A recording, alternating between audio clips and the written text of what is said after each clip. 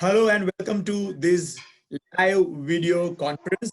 World Lymphomia Awareness Day છે આજે અને રેડિયો સિટીમાંથી હું હર્ષિલ અને મારી સાથે એક એક્સપર્ટ ડોક્ટર છે ડોક્ટર સંદીપ શાહ જે હિમેટો ઓન્કોલોજિસ્ટ છે અને બોન મેરો ટ્રાન્સપ્લાન્ટ ફિઝિશિયન છે ફ્રોમ લાસ્ટ 30 years વેદાંતા હોસ્પિટલમાં પોતાની સર્વિસ પણ અત્યારે તેઓ આપી રહ્યા છે. Doctor Sandeep sir, thank you so much sir અમારી સાથે જોઈન કરવા માટે. Thank you. Good evening. Good evening sir.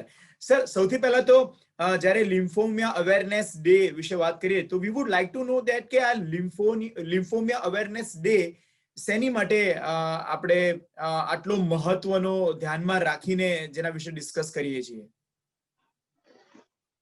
Lymphoma એટલે છે ને એક ટાઈપનું બ્લડનું કેન્સર છે જે બહુ કોમન છે, જે બ્લડ હિમેટોલોજીકલ મેલિગ્નન્સી કહેવાય કે જે બ્લડના સેલ્સમાંથી જે કેન્સર થાય એને એમાં લિમ્ફોમા સૌથી કોમન કેન્સર છે અને હિમેટોલોજીકલ મેલિગ્નન્સીના 30 થી 40% પેશન્ટ હોય છે.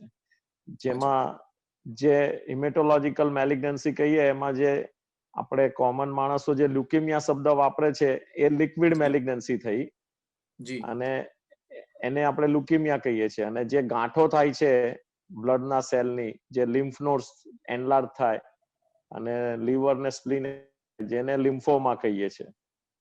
અને એ કોમન કેન્સર છે અને સૌથી અગત્યની વસ્તુ કે મોટા ભાગના લિમ્ફોમા પરમેનન્ટલી મટી જઈ શકે છે જો એની પ્રોપરલી ટ્રીટમેન્ટ થાય, વહેલું ડાયગ્નોસિસ થાય તો મોટા ભાગના લિમ્ફોમા સંપૂર્ણપણે મટી જઈ શકે છે અને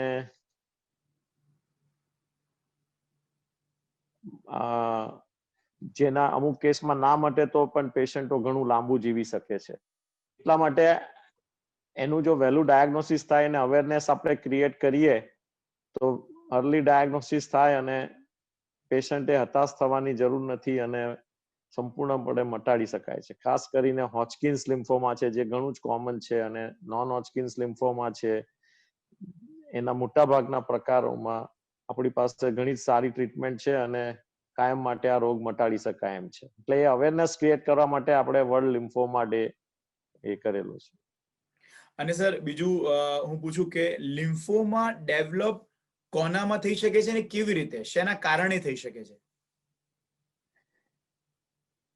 ગમે નાનામાં નાની ઉંમરથી માંડીને છેક સુધી થઈ શકે છે. એટલે નાના બાળકોમાં જે લિમ્ફોમા થાય છે જુદા પ્રકારના હોય છે. મોસ્ટલી હાઈ ગ્રેડ લિમ્ફોમા થાય, પર્ટિક્યુલરલી બટકિટ્સ લિમ્ફોમા કહે છે એને. અને એ પણ એમાં તો ઓલમોસ્ટ 80-90% કેસમાં સંપૂર્ણપણે મટી જાય છે. અને મોટી ઉંમરે જે થાય 70 પછી એ બધા ઇન્ડોલન્ટ લિમ્ફોમા થાય, એટલે કે સ્લોલી ગ્રોઈંગ અને સ્લોલી પ્રોગ્રેસિંગ લિમ્ફોમા હોય જે મટે નહીં પણ એમાં પેશન્ટ 10-15-20 વર્ષ સુધી જીવી શકે છે. એટલે લિમ્ફોમા છેક એજ ગ્રુપ થી છેક સુધી થઈ શકે છે. અચ્છા. અને સર એ થવાની પાછળના કોઈ કારણો હોય, કોઈ આદત હોય કે તો પછી ના, અમુક વાયરલ ઇન્ફેક્શન્સ હોય છે, પછી અમુક ઇમ્યુનોસપ્રેસિવ દવા હોય, જેમ કે ટ્રાન્સપ્લાન્ટ કર્યા પછી કિડની ટ્રાન્સપ્લાન્ટ, લીવર ટ્રાન્સપ્લાન્ટ કર્યા પછી જે ઇમ્યુનોસપ્રેસિવ મેડિસિન આપીએ છીએ એના પછી લિમ્ફોમા થઈ શકે છે. પણ મેઇનલી અમુક વાયરસને લીધે થઈ શકે છે, જેમાં એપ્સ્ટીન બાર વાયરસ કહીએ છીએ, જે એમાં લીધે હોજકિન્સ લિમ્ફોમા થઈ શકે છે. પણ મોટા ભાગના કેસમાં કોઈ કારણ હોતું નથી. આપણે એની ઇટિયોલોજી સંપૂર્ણપણે જાણતા નથી. જી. અને સર પણ આગળ જે પેશન્ટોને મેઇનલી ટ્રાન્સપ્લાન્ટ થયા હોય કે કિમોથેરાપી પહેલા લીધી હોય એ બધા કેસમાં થોડી શક્યતા હોય છે થવાની, પણ મેજોરિટી કેસમાં કોઈ રીઝન મળતું નથી. ઓકે. અને સર એના સિમ્પટમ્સ શું હોય કે એ ડેવલપ થઈ રહ્યો હોય બોડીમાં, તો લોકોને ખબર કેવી રીતે પડે? કોમન માણસ માટે લિમ્ફોમા એક રોગ છે, પણ ઓન્કોલોજીસ્ટ માટે લિમ્ફોમા 20-25 પ્રકારના હોય છે. એટલે દરેકમાં સિમ્પટમ્સ જુદા જુદા હોઈ શકે છે. પણ બાય એન્ડ લાર્જ જે ગાંઠો આપણે કહીએ છીએ લિમ્ફેડિનોપેથી થાય, એટલે સર્વાઇકલ રિજિયન, ડોકમાં, પગમાં અને નીચે જાંઘમાં, એ બધી જગાએ જે ગાંઠો હોય છે એ મોટી થાય અને નેકમાં તો ઘણીવાર મોટું સ્વેલિંગ થતું હોય છે. એ જ પ્રમાણે એબ્ડોમનમાં બી લિમ્ફ નોડ્સ એનલાર્જ થઈ શકે છે અને લંગ્સમાં એટલે થોરેક્સમાં મીડિયાસ્ટિનલ નોડ્સ હોય છે, એ પણ એનલાર્જ થઈ શકે છે. ઝીણો તાવ આવે, વજન ઘટે, પછી લીવર અને સ્પ્લીન મોટા થઈ શકે, અને અમુક વાર પછી કયા રિજિયનમાં થાય છે એ પ્રમાણે સિમ્ટમ્સ આવી શકે છે. ઘણાને બ્રેઇનમાં બી થઈ શકે છે, અને પ્રાઇમરી સીએનએસ લિમ્ફોમા કહીએ છીએ. તો સિમ્ટમ્સ ખેંચ આવે કે કોઈ વાર લખવાની અસર થાય ને પછી ડાયગ્નોસ થાય, બ્રેઇન ટ્યુમર જેવા સિમ્ટમ્સ આવે. એટલે લિમ્ફોમા બોડીના ગમે તે ભાગમાં થઈ શકે છે અને એ પ્રમાણે એના સિમ્ટમ આવી શકે. પણ જે મેં શરૂઆતમાં જણાવ્યા એ કોમન સિમ્ટમ્સ હોય છે, જે મોટાભાગના પેશન્ટોમાં એ સિમ્ટમ્સ હોય છે. ઓકે. અને સર તમારો મેસેજ શું હશે જેટલા પણ પેશન્ટ છે living with lymphoma or lymphoma survivors રહ્યા છે, એની માટે તમારો એક મેસેજ, એક ગાઈડન્સ વાળી વાત હોય તમારા એક્સપિરિયન્સના કારણે, તો એ કઈ હશે? એક તો લિમ્ફોમા થાય તો હતાશ થવાની જરૂર નથી, કારણ કે મેં કીધું આ ક્યોરેબલ ડિઝીઝ છે અને જી ઘણી જ નવી સારી દવાઓ આવે છે કે જેમાં ઘણીવાર હોજકિન્સ લિમ્ફોમા છે કે જેમાં ઓલમોસ્ટ 65-70% પેશન્ટ ફર્સ્ટ લાઇન થેરાપીથી ક્યોર થઈ જાય છે. જી સપોઝ બાકીના જે 20-30% પેશન્ટ રહ્યા એમાંથી પણ નવી દવાઓથી બીજા 70-80% પેશન્ટ ફરીથી ક્યોર થઈ શકે. એટલે ઓલમોસ્ટ તમે જો ફર્સ્ટ, સેકન્ડ, થર્ડ લાઇનની દવા ગણો તો 100-97% પેશન્ટ ક્યોર થઈ જઈ શકે છે. એ જ રીતે બીજા લિમ્ફોમા જે કોમન છે, ડિફ્યુઝ જી લાર્જ બી સેલ લિમ્ફોમા, એ બધામાં બી ઓલમોસ્ટ 80-90% પેશન્ટ પરમેનન્ટલી ક્યોર થઈ શકે છે. જી અને સર્વાઈવર જે છે એમને એટલું ખાસ કહેવાનું કે regular at least first 5 years after treatment regular follow up કરાવવું જરૂરી છે. એટલે કોઈક વાર રિકરન્સ કે રિલેપ્સ થાય તો જેટલું આપણે વહેલું એનું ડાયગ્નોસ કરીએ તો ફરીથી આપણે એને ક્યોર કરી શકીએ એમ છે. અને રેગ્યુલર ફોલોઅપ કરવાથી બાકીની ક્વોલિટી ઓફ લાઈફ ને એ બધું પણ સારું મેન્ટેન કરી શકીએ. અમુક ટ્રીટમેન્ટ રિલેટેડ કોમ્પ્લિકેશન્સ પણ અર્લી ડાયગ્નોસિસ થાય તો એનું પરમેનન્ટ એબિલિટી ના થાય અને તરત જ એનો આપણે ઉપાય કરી શકીએ. ઓકે.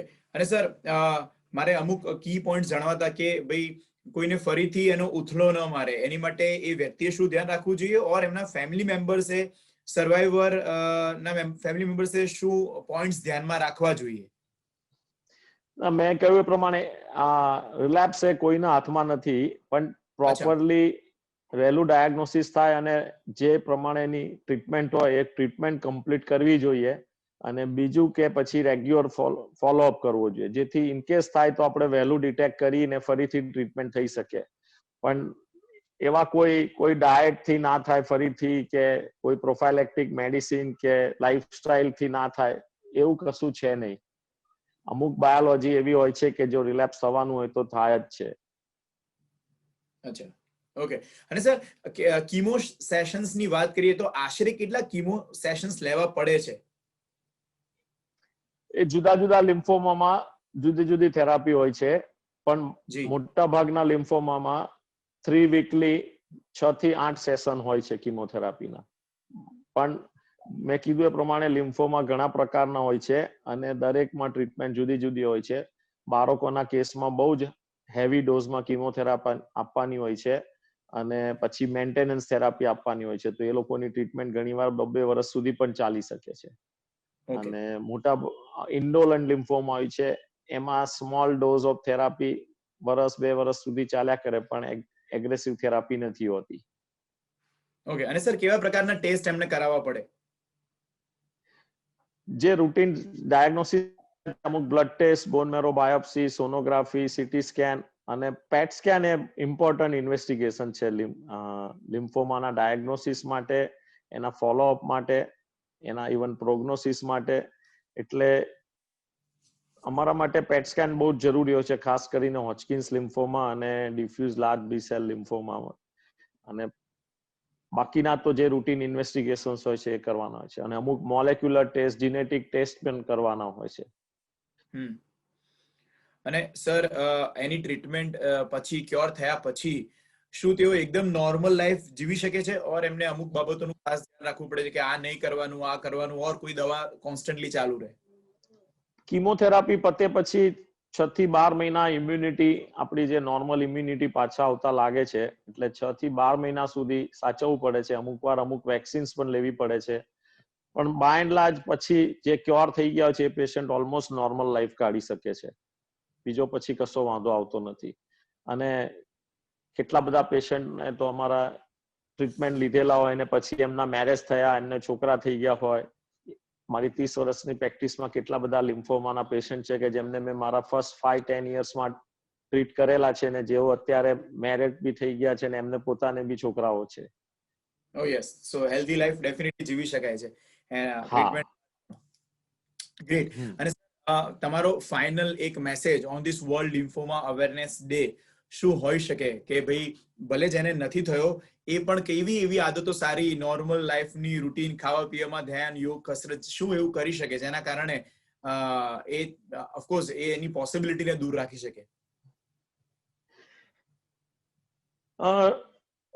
મેં કીધું એ પ્રમાણે એવું સ્પેશિયલ ઇટિયોલોજી કશી છે નહીં, પણ જેટલું હેલ્ધી લાઈફ રેગ્યુલર ને એ કરીએ તો ઇન્ફેક્શન રેટ, અમુક વાયરલ ઇન્ફેક્શન્સ છે જો ના થાય તો લિમ્ફોમા થવાના ચાન્સીસ ઘટી જાય છે.